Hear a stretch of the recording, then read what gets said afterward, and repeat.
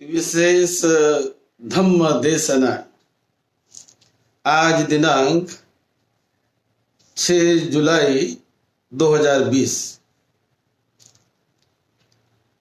सुखो बुद्धानं उपादो सुखो सद्धम्म देशना सुखा संघस्य सामग्री समग्गानं तपो सुखो। तथागत भगवान बुद्ध का इस धरती पर जन्म लेना, उनका निर्माण होना बड़ा सुखदायक होता है, बड़ा कल्याणकारी होता है सभी के लिए, मानवों के लिए और सभी पशु पंछियों के लिए, सभी के लिए बड़ा कल्याणकारी होता है। सद्धम्म की देश ना सुनना बड़ा कल्याणकारी होता है, बड़ा सुखदायी होता है। आज हम पाली त्रिपिटक के आधार पर, जिस पाली त्रिपिटक में तथागत भगवान बुद्ध की ओरिजिनल वाणी संग्रहित है, उसके आधार पर उसमें से दीघ निकाय पाली इस ग्रंथ से सिंघाल सुत्त हम ले रहे हैं।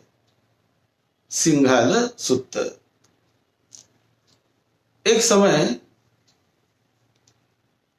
तथागत बुद्ध राजगृह के वेणुवन विहार में रहते थे। वेणुवन विहार के कलंदकप निवाप में उनका वास्तव्य था, वो विहरते थे। और उस समय एक बार तथागत भगवान बुद्ध बहुत सुबह निकले और निकलकर उन्होंने एक व्यक्ति को देखा कि एक व्यक्ति सिंघालो नाम का एक गृहपति पुत्र, वो गीले कपड़ों से, भीगे कपड़ों से खड़ा होकर चारों दिशाओं में वो घूम घूम कर प्रणाम करता था, वंदन करता था चारों दिशाओं को। पूर्व दिशा की तरफ घूमकर वंदन करता पूर्व दिशा को, फिर दक्षिण दिशा को वंदन करता, पश्चिम दिशा की तरफ घूमकर वंदन करता, फिर उत्तर दिशा की तरफ घूमकर ऐसे वंदन करता था, नमस्कार करता था चारों दिशाओं को। तो ये सब तथागत बुद्ध ने देखा और देखकर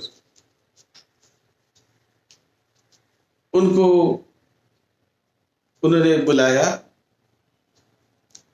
वार्तालाप हुआ, वो आए बुद्ध के पास और फिर तथागत बुद्ध ने कौन सी दिशाओं को वास्तविक रूप में हमने नमस्कार करना चाहिए, ये जो 4 दिशाएं हैं ये तो है ही, पूर्व पश्चिम उत्तर दक्षिण, उसी प्रकार अपने जीवन में जो हमें कल्याण करने वाली, हमारा कल्याण करने वाली जो 4 दिशाएं, 6 दिशाएं तथागत बुद्ध ने बताई है, तो पूर्व पश्चिम उत्तर दक्षिण ये 4, और ऊपर की दिशा 5, नीचे की दिशा 6, ऐसी 6 दिशा। तो वो कौन सी 6 दिशा है जो तथागत बुद्ध बताते हैं? और ये 6 दिशाओं को यदि हमने वंदन किया, नमस्कार किया, प्रणाम किया, उस रास्ते पर हम चले तो जीवन बड़ा धन्य धन्य हो जाता है। उसमें से 4 कर्म क्लेश नष्ट हो जाते हैं, उन्हें हमें नष्ट करना चाहिए। फिर 4 जो पापों के स्थान है, 4 स्थानों से हमें पाप कर्म, अकुशल कर्म नष्ट कर देना चाहिए। और 6 अपाय मुखों का जो सेवन है, इस 6 प्रकार का अपाय मुखों का हमें सेवन नहीं करना चाहिए। इस प्रकार यह 14 बातों से या 14 पापों से दूर रहकर कोई भी व्यक्ति 2 प्रकार के लाभ पाता है। एक लाभ है यह लौकिक लाभ, यानी इस जीवन में हमें मिलने वाला लाभ, वर्तमान जीवन में मिलने वाला लाभ, वो भी हमें मिलता है। और दूसरा है पारलौकिक लाभ, परलोक जिसको कहते हैं, तो वो भी लाभ। तो दोनों लाभ के हम लाभी होते हैं यदि ये 14 प्रकार की बातों का यदि हम सेवन करें, ये 14 प्रकार के बातों को समझकर हम उनसे दूर रहने का प्रयास करें। सेवन नहीं करना उनका, उनसे दूर रहना है, तो दोनों जगह पर लाभ होता है, अपना दोनों जगह पर लाभ होता है। तो 4 कर्म क्लेश कौन से है? 4 कर्म क्लेश। एक है जीव हिंसा, अपने हाथों से जीव हिंसा करना, ये पाप कर्म है, कर्म क्लेश माना जाता है इसे। उसी प्रकार नंबर 2 चोरी करना, यानी किसी की वस्तु चुरा लेना, चोरी करना, ये 2 नंबर का कर्म क्लेश तथागत बुद्ध ने बताया है। इससे दूर रहना चाहिए। नंबर 3 व्यभिचार करना, पर स्त्री गमन, पर पुरुष गमन, व्यभिचार, तो ये कर्म क्लेश है, इससे दूर रहना चाहिए। और चौथा है असत्य भाषण, यानी झूठ बोलना, असत्य बोलते रहना हमेशा, यह कर्म क्लेश है, इससे दूर रहना चाहिए। असत्य भाषण नहीं करना चाहिए। ये 4 प्रकार के कर्म क्लेश इसे कहा जाता है। फिर 4 स्थान, उनमें उनके प्रति हमें सतर्क रहना चाहिए, वो नहीं करना चाहिए। 4 बातें। एक तो छंद राग गतो, छंद, किसी बात का छंद, आसक्ति, यह हमें बुराई की तरफ खींच लेती है। इसलिए उस छंद से, काम छंद जिसे कहते हैं, इंद्रियों का छंद जिसे कहते हैं, उनसे हमें दूर रहना चाहिए, बचना चाहिए। वैसे ही द्वेष, द्वेष से कोई भी काम करना बहुत कष्टदायक होता है, बहुत दुख देने वाला होता है। तो द्वेष, जब भी द्वेष जागे तो द्वेष के वशीभूत होकर कोई काम न करे, द्वेष गति से नहीं जाना चाहिए। फिर मोह गति, मोह का मतलब अज्ञान, अंधकार अवस्था, वास्तविकता को न जानकर ऐसे ही मोह मूढ़ता की तरफ हम काम करने जा रहे, तो उससे हमें बचना चाहिए। और भय, भयभीत होकर कोई अचानक अपने मन में भय निर्माण करके उसके अधीन होकर काम नहीं करना चाहिए, वो बड़ा कष्टदायी दुखदायी होता है। इस प्रकार 6 अपाय मुख के हेतु तथागत बुद्ध ने बताए, जो विनाश की तरफ आदमी को ले जाते हैं, परिवार को ले जाते हैं, व्यक्ति को ले जाते हैं। तो ये 6 अपाय मुख उसे कहा जाता है। अब को कौन से 6? पहला है नशे का सेवन। ये नशा का सेवन आदमी को दुख कष्ट की तरफ ले जाता है, दुर्गति में ले जाता है। तो नशे के सेवन से बचना चाहिए, नशे के सेवन से बचना चाहिए। उसी प्रकार संध्या के समय, रात्रि के समय, बेरात्र वो चौराहे पर सैर करना, ये भी विनाश का हेतु माना जाता है। तो इससे हमें बचे रहना चाहिए। रात बेरात किसी भी समय सैर नहीं करना चाहिए, उससे बचना चाहिए। फिर तीसरा है नाच तमाशे में अपना समय बिताना, उसका छंद लग जाना, वो भी व्यक्ति को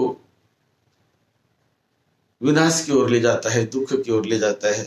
जो आदत पड़ गई तो दुख की ओर ले जाता है। फिर चौथा जुआ, और ये जुआ वगैरह जो है, जुआ खेलना, जुगार, ये जुगार से भी बचना चाहिए। वो शत्रुता निर्माण करता है, पैसे की हानि होती है और धन की हानि होती है, बहुत सारे उसके दुष्परिणाम होते हैं। इसलिए जुगार से बचना चाहिए। और 5वां है कि बुरे मित्रों से, जो हमारा अहित चाहते, हमें दिखता नहीं, तो ऐसे बुरे मित्रों से, बुरी संगत से बचना चाहिए। बहुत बार आदमी संगत के कारण बुरा बनता है। तो हमेशा बुद्धिमान आदमी ने संगत यानी मित्रता, ये बहुत सोच समझ कर, परख कर करनी चाहिए। क्योंकि मित्रता, जो कल्याण मित्र हो, अच्छी संगत हम करने लगे, कल्याण मित्र के साथ हम रहने लगे, तो जीवन हमारा कल्याणमय बन जाता है, मंगलमय बन जाता है। लेकिन बुरे मित्रों के साथ रहने लगे तो हम भी उनके साथ साथ बुरे हो जाते हैं। पता भी नहीं चलता है कि कब उनके साथ साथ हम भी बहक गए, हम भी कैसे बुरे बन गए। क्यों? क्योंकि ये संगत की वजह से ही बहुत सारे लोग बिगड़ जाते हैं। वैसे देखो, जो छोटा बच्चा, छोटा सा है, पैदा हुआ, थोड़ा उम्र भी बढ़ रही, 2, 4, 5 साल का बच्चा, वो ये नहीं जानता कि सिगरेट क्या होती है, गुटखा क्या होता है, उसे पता ही नहीं जानता। लेकिन बड़ा होकर जैसा जैसा वो कुछ मित्रों के साथ करने लगता है, यदि शराबी मित्रों के साथ वो घूमने लगा, तो वो भी उनकी देखा देखी करके शराब पीने लग जाता है। यदि तंबाकू खाने वालों के साथ घूमने लगा, गुटखा खाने वालों के साथ, तो वो भी उनकी देखा देखी कर कर वो भी गुटखा खाने का प्रयास करता है। और कुछ तो जबरदस्ती से कुछ मित्र उनको खाते हैं, खाकर तो देख, खाकर तो देख। वो नहीं चाहता, लेकिन खाकर तो देख कैसा लगता है। तो ये मित्रों की वजह से ये बुरी आदतें लग जाती है। इसलिए हमेशा ये बुरे मित्रों से बचे रहने का प्रयास करना चाहिए। वो बुरे मित्र बुरी आदत डालकर हमें विनाश की ओर ले जाते हैं, इसलिए उनसे बचे रहना चाहिए। और फिर हमारा जो अपाय मुख की ओर ले जाने वाला, विनाश की ओर ले जाने वाला जो 6 नंबर का जो शत्रु है, उसे शत्रु भी कहते हैं, वो है आलस। आलस का निर्माण हो जाना। तो आलस ये बड़ा शत्रु होता है, बड़ा शत्रु है, क्योंकि आलस की वजह से हम बहुत बार काम नहीं करते। कभी आलस में कहते हैं आलसी आदमी के लक्षण क्या है, तो आलसी आदमी को काम बताओ तो कहेगा अभी तो बहुत सवेरा है, अभी नहीं, बाद में करूंगा। वो टाल रहा है काम। फिर बाद में बताओ, अरे अभी तो दोपहर है, बहुत धूप है, मैं बाद में करूंगा, अभी क्यों, तो टाल रहा काम को। तो बाद में शाम को बताओ उसको, वो कहता है अभी तो शाम हो गई ना, अभी क्यों, कल कर लेंगे, चलो, तो ढकेलते जा रहा है। तो ये जो आलस है वो बड़ा शत्रु होता है। कभी आलसी आदमी कहता है अभी बहुत ठंडी है, अभी नहीं काम करेंगे, बाद में करेंगे, तो टाल लिया ठंडी के बहाना बनाकर।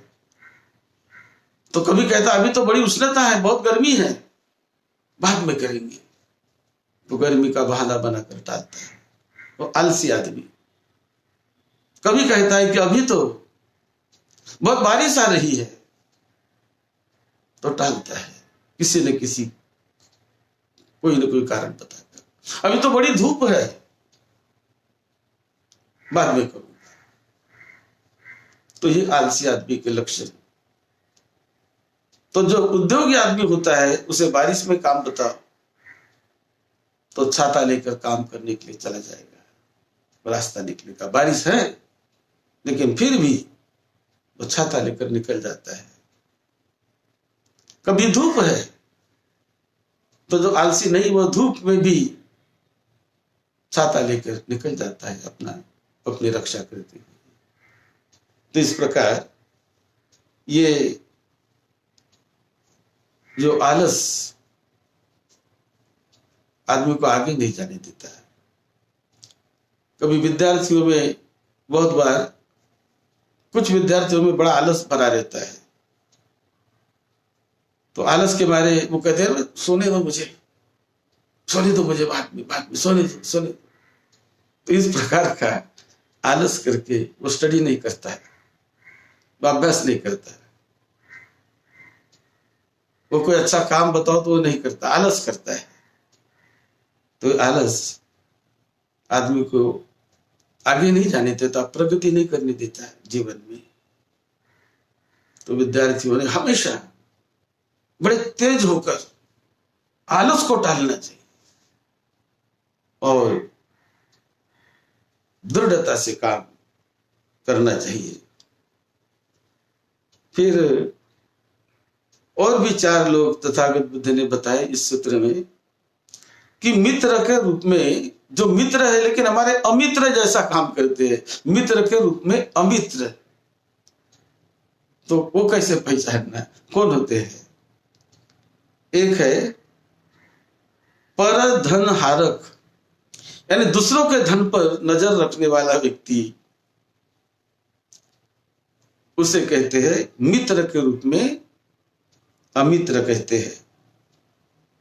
फिर दूसरा है बातूनी व्यक्ति, यानी बहुत बातें बनाता है, बहुत गप्पे झाड़ता है, ये वो यहाँ की वहां की, ये बातूनी, बहुत गप्पे झाड़ने वाला व्यक्ति, समय बर्बाद करता है, दूसरों का भी अपना भी। तो यदि वो मित्र भी हो तो उसे अमित्र जैसा समझना चाहिए कि ये तो मेरा समय बर्बाद करने वाला है। इसी प्रकार तीसरा खुशामती आदमी जो बहुत खुशामद करने का प्रयास करता है, बहुत रुझाने का प्रयास करता है, तो ऐसा उसे भी मित्र भी हो तो भी वो अमित्र जैसा मानना चाहिए। और चौथा, विनाश में सहायक, कि हम कोई विनाश के मार्ग पर जा रहे